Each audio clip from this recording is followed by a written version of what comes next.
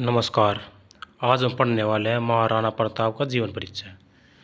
महाराणा प्रताप का जन्म 9 मई 1540 को राजस्थान के कुंभलगढ़ में हुआ था। वे मेवाड़ के सिसोदिया राजवंश के राजा उदय सिंह द्वितीय और महारानी जयवंताबाई के पुत्र थे।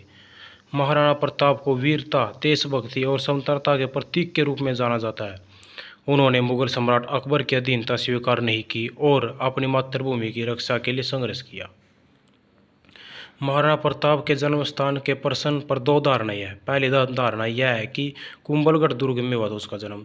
दूसरी धारणा यह है कि पाली के राजमहलों में हुआ था। कुंभलगढ़ में क्यों माना जाता है? क्योंकि महाराणा उदय सिंह एवं जयवंताबाई का विवाह कुंभलगढ़ महल में ही हुआ था।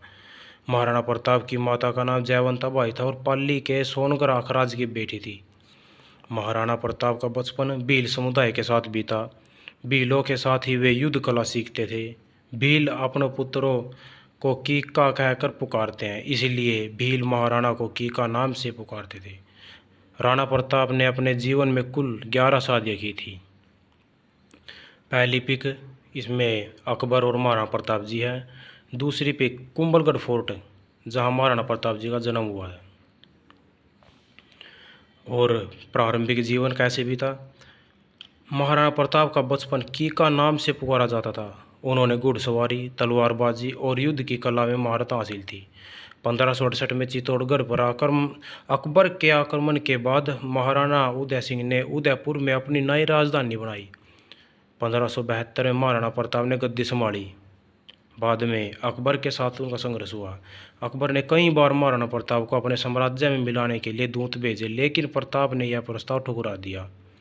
यह निर्णय उनके आत्मसम्मान और स्वतंत्रता की प्रति दृढ़ संकल्प को दर्शाता है।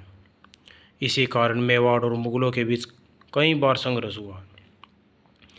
जो पहली पिक है इसमें यह वंश वृक्ष के बारे में दर्शाता है। दूसरी पिक महाराणा प्रताप और उसकी माता जयवंताबाई है। हल्दीघाटी का युद्ध।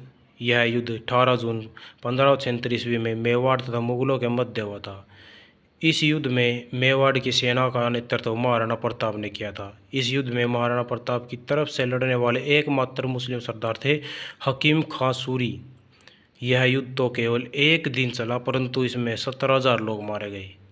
मेवाड़ को जीतने के लिए अकबर ने सभी प्रयास किए। महाराणा की हालत दिन प्रतिदिन चिंताजनक होती चली गई।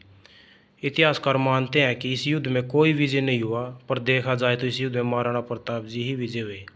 अकबर की विशाल सेना के सामने मुट्ठी भर राजपूत कितनी देर तक टिक पाते, पर ऐसा कुछ नहीं हुआ। ये युद्ध पूरे एक दिन तक चला। राजपूतों ने मुगलों के छक्के छुड़ा दिए और सबसे बड़ी बात यह है कि युद्ध आमने सामने लड़ा गया था।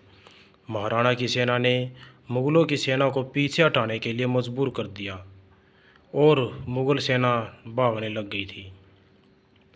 ये पहली पिक हल्दीघाटी का युद्ध जहाँ हुआ था, वो हल्दीघाटी का दृश्य जो कि संकरा रास्ता है। दूसरा जो महाराणा प्रताप जी लड़ रहे हैं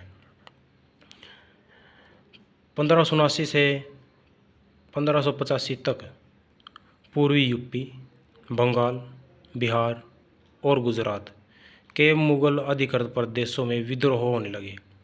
महाराणा भी एक के बाद एक गढ़ जीतते जा रहे थे। परिणाम स्वरूप अकबर उस विद्रोह को दबाने में उलझा रहा और मेवाड़ पर से मुगलों का दबदबा कम हो गया। इस बात का लाभ उठाकर महाराणा ने 1585 ईस्वी में मेवाड़ मुक्ति प्रयत्नों को और भी तेज कर दिया। महाराणा जी की सेना ने मुगल चौकियों पर आक्रमण शुरू कर दिया और तुरंत ही उदयपुर समेत 36 महत्वपूर्ण स्थान पर फिर से महाराणा का अधिकार स्थापित हो गया।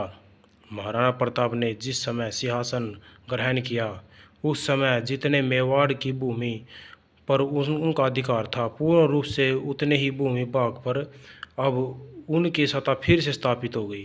12 वर्ष के संघर्ष के बाद अकबर उसमें कोई परिवर्तन न कर सका और इस तरह महाराणा प्रताप समय की लंबी अवधि के संघर्ष के बाद मेवाड़ को मुक्त करने में सफल रहे और ये समय मेवाड़ों के लिए स्वर्ण युग साबित हुआ। मेवाड़ पर लगा हुआ आक्रमण जो अकबर ग्रहण का अंत हुआ, उसके बाद महाराणा प्रताप उनके राज्य की सुख सुविधा में जुट गए, परंतु दुर्भाग्य से उसके 11 वर्ष के बाद ही 19 जनवरी 1597 में अपनी नई राजधानी चावड़ में उनकी मृत्यु हो गई।